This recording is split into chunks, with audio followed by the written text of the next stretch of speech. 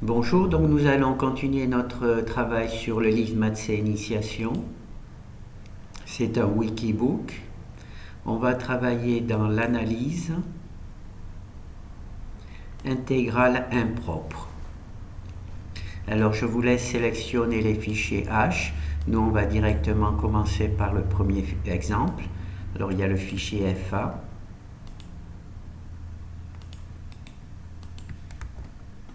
Donc là c'est déjà bon, donc on peut l'enregistrer.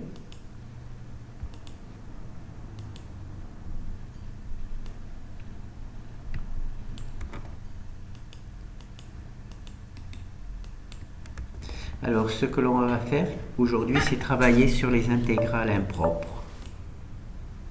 Alors une intégrale impropre, c'est une intégrale dont l'une des deux bornes ou les deux tendent vers par exemple plus l'infini. D'accord? Donc ici on a une intégrale impropre qui tend, quand b tend vers plus l'infini et a lui tend vers 0, mais le fait que b soit vers plus l'infini, ça ne fonctionne pas. Normalement en mathématiques on remplace cette borne là par une limite et on fait le calcul, d'accord? Et comment dire, en langage C, les intégrales impropres font partie un petit peu des limites sur lesquelles le langage C peut travailler. D'accord? Alors, moi, ce que je fais, c'est que j'évite de travailler sur les intégrales impropres en langage C. Si une partie d'un exercice implique le calcul d'une intégrale en langage C. Je calcule d'abord la valeur avec un logiciel comme par exemple Mathematica, d'accord? Une fois que j'ai la valeur exacte, je peux vérifier les calculs que va me donner le langage C. Par exemple, ici, la valeur exacte est cette valeur-là. Si je remplace l'infini, ici B, par 10, j'obtiens la même valeur avec 6 chiffres après la virgule que Mathematica. Si je remplace l'infini, c'est-à-dire b par 100, j'obtiens encore une valeur qui est pratiquement proche de la valeur de Mathematica. Par contre, si je prends 1000, je m'aperçois qu'il y a une divergence. Ceci, naturellement, c'est une erreur d'arrondi, de calcul. Donc on voit que, par exemple, en langage C, dans cet exercice particulier, l'infini est compris entre 10 et 100.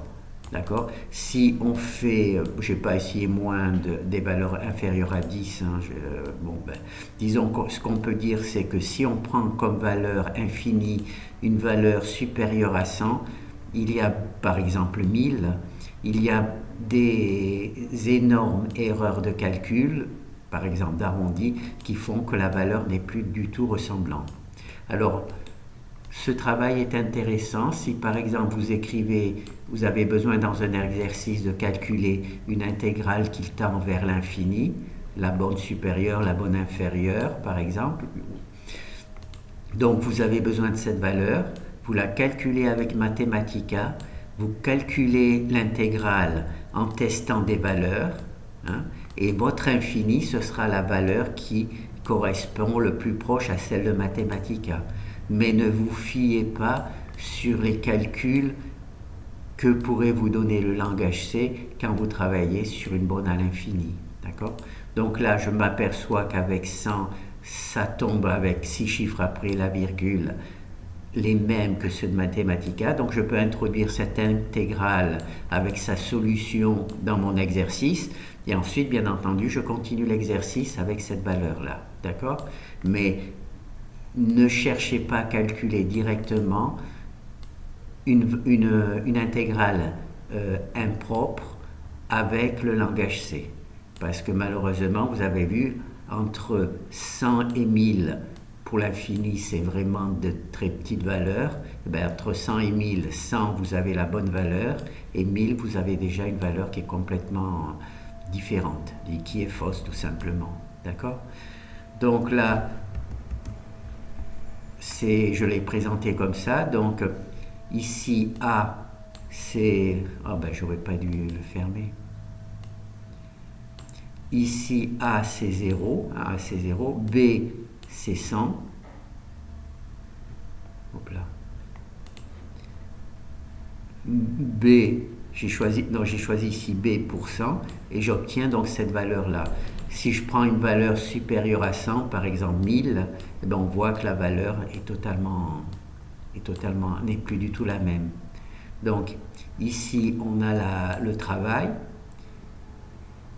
Donc où c'est qu'elle est? Où c'est qu'elle est calculée? C'est ici, pardon. Donc là, elle est calculée par la méthode de Simpson. On voit que A est égal à 0, B est égal à 100, et on obtient ici M, d'accord? Pardon, on obtient ici M qui est affiché ici et qui correspond à peu près à la bonne valeur, d'accord? Et ici, par contre, on fait une boucle où on donne à B ici d'abord 10, A est toujours égal à 0, hein. Ensuite, à B, on va donner 100, et ensuite on va donner 1000, d'accord? Et quand il arrive à 1000, naturellement, eh bien, ça ne fonctionne plus, d'accord? Ben là c'est même 10 000. 1000.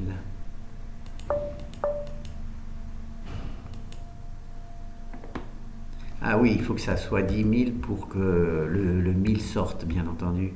B, si je mettais 1000, c'est inférieur à 1000, ça ne marche pas. Donc il faut que ça soit inférieur à 10 000. Voilà. Allez, on fait. Sinon, il aurait fallu que je marque ici.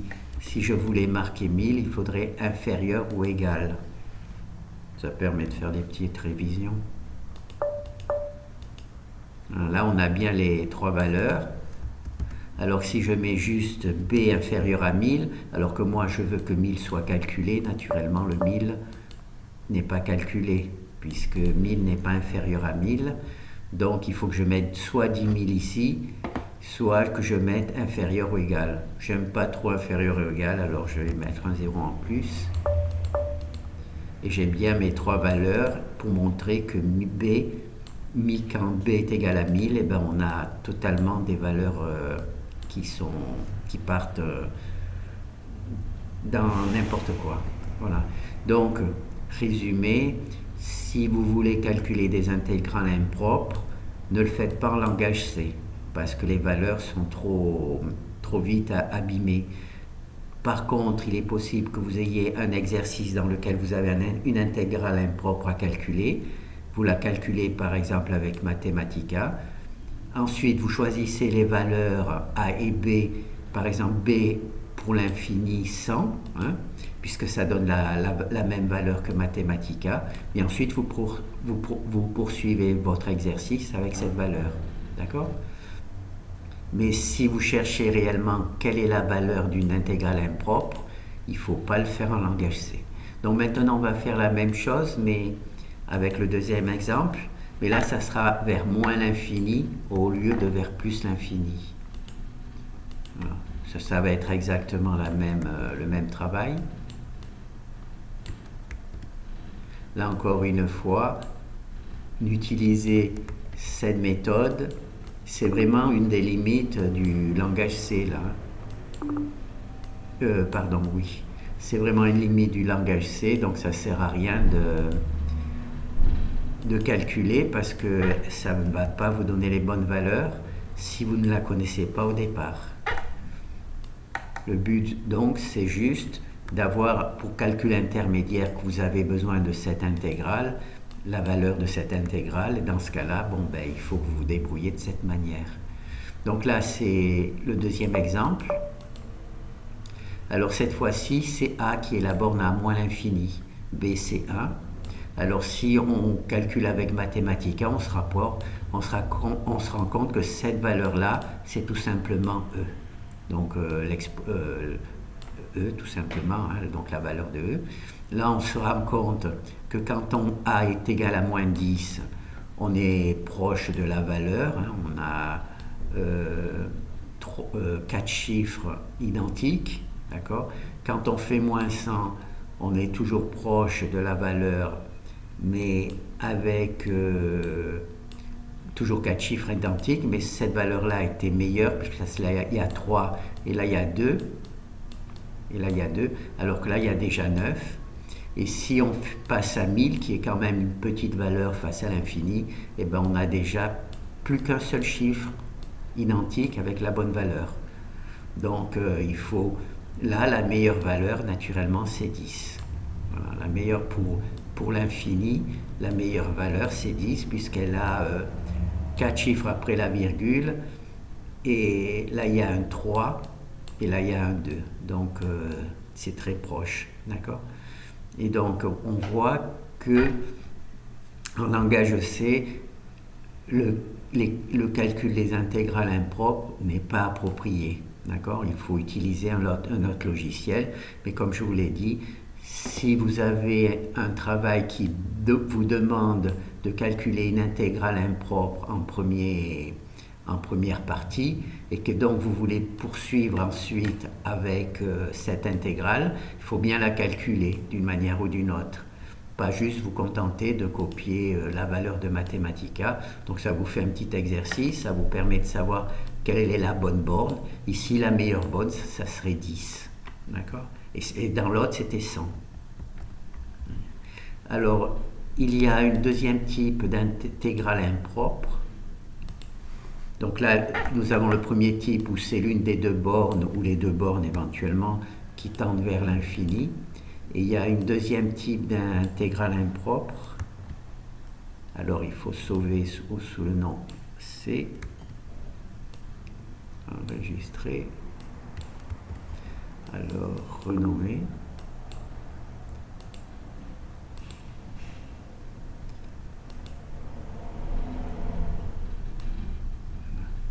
Alors ce deuxième type,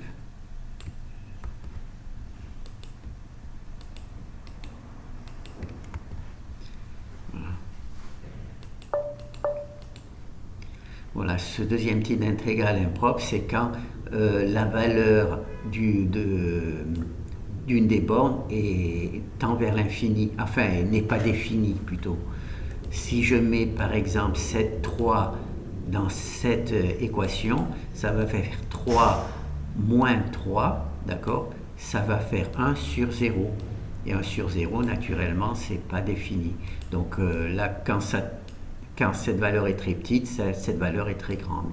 D'accord? Donc on ne peut pas calculer cette valeur-là. Hein? Normalement, en mathématiques, on remplace, on met au départ limite quand B tend vers T, et ensuite on résout en fonction de T. Et une fois qu'on a résolu en fonction de T, eh ben, on introduit le T dans... On introduit la valeur, l'infini, dans... Non, on introduit la valeur 3 dans T, une fois qu'on a la primitive. Et là, on voit si l'intégrale a une valeur ou pas avec ce calcul. D'accord? Alors ici, on se retrouve avec une valeur 1 sur 0, donc naturellement, c'est l'infini. Donc moi, là, j'ai calculé naturellement la valeur avec Mathematica pour avoir une référence. Et ensuite, j'ai trouvé que cette borne-là, que j'ai essayé par des tests, elle se rapprochait très proche de la valeur. Donc ici, il y a 3 chiffres après la virgule, donc 4 chiffres après la virgule, identiques, 4 chiffres après la virgule identique, 4 chiffres après la virgule identique, ensuite les deux derniers chiffres ne sont pas les mêmes, d'accord, par rapport à la valeur exacte donnée par Mathematica. D'accord? Alors, il n'y a rien de particulier. N'utilisez pas les intégrales impropres pour calculer la valeur d'une intégrale. Hein. Utilisez plutôt un autre logiciel.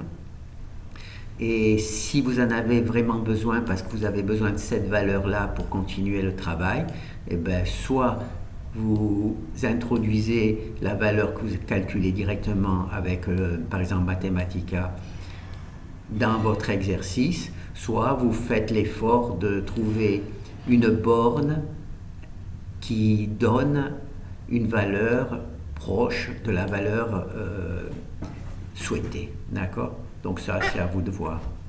Alors pour l'exemple ici, donc Ici, quand on met 3 et qu'on calcule, alors A, c'est la borne, c'est 0. De la borne, c'était de 0 à 3, d'accord? Et quand c'est vraiment 3, c'est indéfini. Donc, ici, je mets 3. Il y a A, c'est 0. B, c'est 3, c'est-à-dire la valeur qui ne convient pas. Et là, quand on fait le calcul avec l'algorithme de Simpson, A0 et B3, on obtient l'infini. Ici, on obtient l'infini. Et quand on remplace 3 par cette valeur-là, que j'ai fait par test petit à petit pour avoir le maximum de chiffres identiques, j'ai réussi à avoir 4 chiffres identiques, par essai. On essaie 1. Si on essaie 7, si 7 est légèrement au-dessus, on met 6. Et ensuite, si on s'aperçoit que le 6 est légèrement en dessous, on rajoute une valeur, par exemple 5, et ensuite là j'ai mis 9, parce que ça me faisait 3 chiffres identiques. Puis ici, on rajoute encore une valeur jusqu'à ce que l'on ait, par exemple ici, il est là. Par exemple ici, j'ai réussi, grâce à cette valeur, à avoir 4 chiffres identiques. D'accord? 4 chiffres identiques. Voilà. Par essai et erreur, réussite et erreur. D'accord? Donc là, on met cette valeur-là, B, truc, et là, on obtient la valeur que j'ai obtenue. Voilà. Et là, la valeur exacte de Mathematica qui est calculée, elle vous est donnée, c'est cette valeur-là. D'accord? C'est la valeur exacte. Et alors, vous avez la possibilité, par exemple, de le calculer et de l'introduire directement dans l'exercice. Donc là, ça ira très vite, vous n'aurez pas besoin d'utiliser le calcul, vous mettez juste m est égal à cette valeur-là, d'accord? Ou, deuxième possibilité, par exemple ici, je vais le faire. Voilà.